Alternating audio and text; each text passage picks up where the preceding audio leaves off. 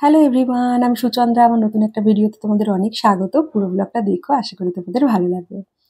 Saturday ছিল, এই Saturday না, চিনির স্কুল ছিল। কিন্তু সকালবেলায় প্রত্যেকদিন যেমন চিনিকে ডাকি, ও ডাকলে উঠে যায়, স্যাটারডে জানো তো কিছুতেই উঠছিল না। আর খুব মায়া হচ্ছিল যে ডেকে আবার যাব, স্কুলে পাঠাবো, থাক একটা দিন নাই গেল। আর স্যাটারডেতে এমনি ওই অ্যাক্টিভিটিই বেশি হয়। তো ওই জন্য না, ও যখন উঠেছে ওকে উঠে খাওয়ালাম, দেন আমি আর সন্দীপ একটু হালকা ব্রেকফাস্ট করে নিয়ে কফি খেয়ে নিলাম। সন্দীপ মুছছিল ঘর, চিনি দুষ্টুমি করবে বলে ওকে লেখাতে বসিয়ে গেছি। চিনিকে তো আমাদের একটা ভিডিওতে শেয়ার করেইছিলাম, এখনো একে চন্দ্র সরি লেখা শিখছে।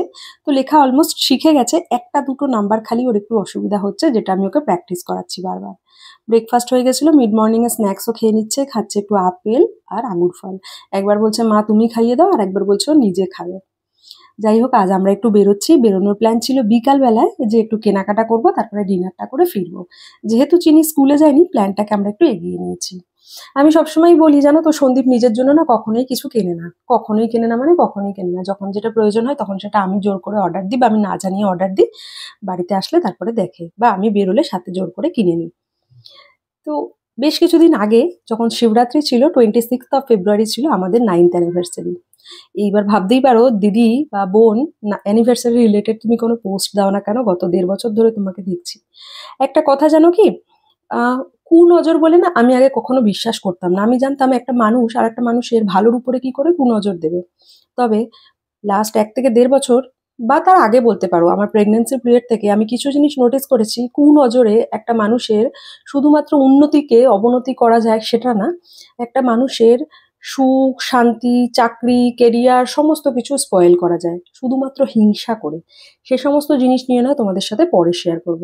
এখন অনেকেরই কোয়েশ্চেন জাগতে পারে, তুমি তো সোশ্যাল মিডিয়ায় সবই শেয়ার করো। একটা জিনিস নোটিস করে দেখবে, আমি কিন্তু কিছু কিছু জিনিস আছে যেগুলো অনেক দেরিতে শেয়ার করি। জিনিসটা ঘটে যায়, হয়ে যায়, বা আমরা সেলিব্রেট করে নিই তারপরে। এগুলোরও রিজন আছে, সেগুলো নয় তোমাদের সাথে অন্য কোনো ভ্লগে শেয়ার করব।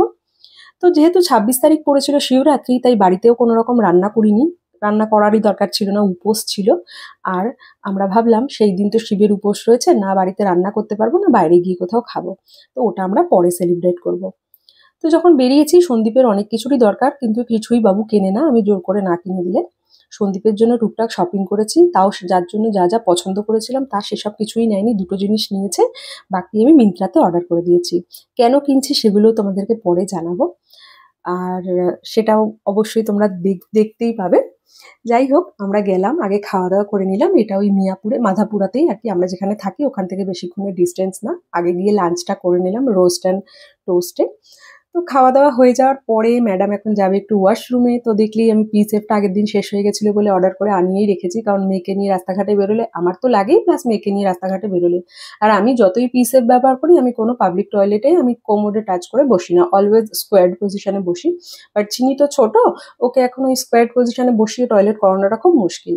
তাই পিসেফটা ক্যারি করি। আর ওয়াশরুমে যতই টিস্যু পেপার থাক, আমি ওখানে যেখানে খেতে বসেছিলাম টেবিল থেকেও আমার টিস্যু পেপার হাতে করে নিয়ে গেছি। তো মা মেয়ের বাথরুমের কাজ হয়ে গেছে, আমি হ্যান্ড ওয়াশ করেছি, ও হ্যান্ড ওয়াশ করবে। দেখো টুকটুক টুকটুক করছে। হুম। আর চিনির এখন সম্পূর্ণ মানে ডাইপার ওর ছেড়েই দিয়েছে, ডাইপার তো আর লাগে না। তো সেক্ষেত্রে চেষ্টা করি ওয়েট ওয়াইপস, পি সেফ, যখন যেটা যেখানে যেরকম প্রয়োজন পড়ে সেরকম ব্যবহার করে ওকে বাইরের আর কি টয়লেট দরকার যখন পড়ে সেরকম ব্যবহার করাই। কারণ দেখবে ইউটিআই ইনফেকশন না খুব কমন, আর এগুলো না পাবলিক টয়লেট থেকেই বেশি স্প্রেড করে, সে পাবলিক টয়লেট যতই ক্লিয়ার হোক। এই যে আমরা ওয়াশরুমে গেছিলাম, ভীষণ পরিষ্কার ছিল, বাড়ির মতন পরিষ্কার, একদম শুকনো, কোথাও এক ফোঁটা জলও ছিল না। তাহলেও নিজেদের সাবধানতাটা তো নিতেই হবে। যাই হোক, আমরা অনেকদিন বাদে খাওয়া দাওয়া করলাম। সেই চিনির বার্থডের পরে গেছিলাম ডিসেম্বর মাসে, আর এই আবার গেলাম।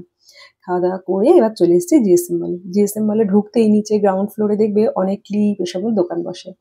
যতই ভাবে কিনবো না, তারপরে আবার মেয়ের বাবা চুল কেটে ফেলবে তো কি হয়েছে, কেনো না, পরে আবার পড়বে। যদি ও বারণ করতো তাও আমি একটু ভাববো, হ্যাঁ ঠিক আছে বারণ করছে কিনবো না।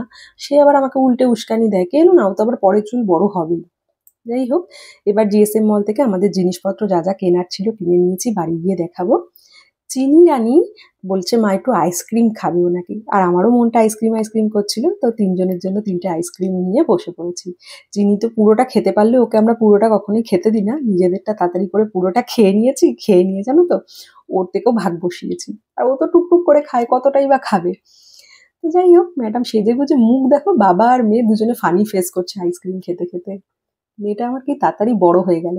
আজকে রেস্টুরেন্টে গিয়ে যেখানে খেতে বসেছিল, হাই চেয়ারে ম্যাডাম বসবে না, বড় হয়ে গেছে বলে। আর সেকেন্ড থিং, যেই চেয়ারে টেবিলে আমরা বসেছিলাম ওখানে ওর হাইটের সাথে একটুখানি অসুবিধা হচ্ছিল। প্রথমে স্পুন দিয়ে খাওয়া শুরু করলেও পরে যেই বুঝতে পারলো যে স্পুন দিয়ে ঠিক ব্যাপারটা হচ্ছে না, কি করলো জানো, স্মার্টলি স্পুনটা রেখে দিয়ে নিজে হাত দিয়ে খাওয়া শুরু করে দিল।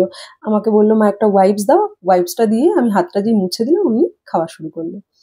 তারপরে একটু জিআরটিতেও গেছিলাম, একটা গিফট কেনার ছিল। গিফটটা কি কিনেছি তোমাদেরকে পরে বলবো, আজকে দেখিয়ে দেবো বাট বলবো পরে। কি যে বাড়ি চলে এসেছি, সন্দীপের জন্য একটা হাফ প্যান্ট নিয়েছি, একটা শার্ট নিয়েছি, চিনির জন্য দেখো এই ক্লিপগুলো নিয়েছি। আমি গেছি যখন, আমার জন্য একটা নেল পালিশও নিয়েছি, আর একটা ছোট্ট হ্যান্ড ক্রিম যেটা ক্যারি করতে খুব সুবিধা হয়, সেগুলো নিয়েছি। আর আজকাল কিছু কিনে আনলে যখনই আমি ভাবি তোমাদেরকে দেখাবো, তখনই আমার ম্যাডাম যদি বাড়িতে থাকে সেই বলে ওই দেখাবে। ও একটা লিপ বামও নিয়েছি স্টাইল ইউনিয়ন থেকে। তো এই কেনাকাটাগুলো সব স্টাইল ইউনিয়ন থেকেই করেছি, চিনির ক্লিপগুলো বাদে। তারপরে গেছিলাম জিআরটিতে। তো আমাদের খুব কাছের একজনকে গিফট করার আছে। এখন এই মুহূর্তে সোনার জিনিস তো দেওয়ার খুব ইচ্ছা ছিল, কিন্তু যা বাজেট তাতে সোনার খুব একটা জিনিস ভালো হতো না। তাই একটা রূপোর বাটি আর চামচ নিয়েছি। আর তার আগের দিন তোমাদেরকে একটা পোস্টে জানিয়েছিলাম চিনির জন্য চুড়ি কিনতে গেছিলাম। এই যে রূপোর বালা দুটো পরা চুনি, এই রূপোর বালা দুটো চিনিকে কিনে দিয়েছিলাম। আসার সময় আবার বিশাল থেকে চিনির জন্য কয়েকটা জামা কাপড় এনেছিলাম, সেগুলোও আর শেয়ার করা হয়নি, বাট যখন চিনি পড়বে তোমাদেরকে দেখাবো। আমি আগে চিনিকে এখানে ভাত খাইয়ে দিচ্ছি, রাত্রিবেলায় সিদ্ধ ভাতই খেয়েছি, আর ওই ওয়াটারমেলন পাপোশটাও মিশো থেকে এসছে। কেমন লাগলো জানিও।